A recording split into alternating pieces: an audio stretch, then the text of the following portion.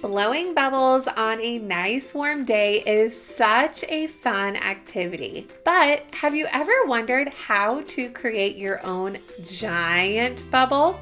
Today, I'm going to be showing you how to make your own bubble wand that will create a big bubble that you can play with outside, and some tips for making some really awesome bubble soap.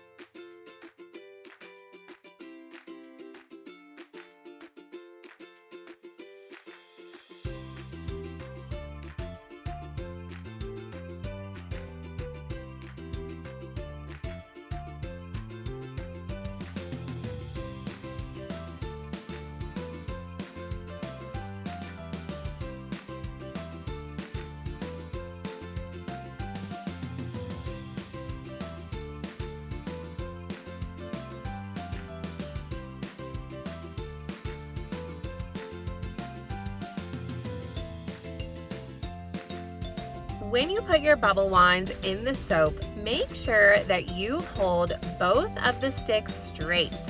This is going to help keep the string nice and even.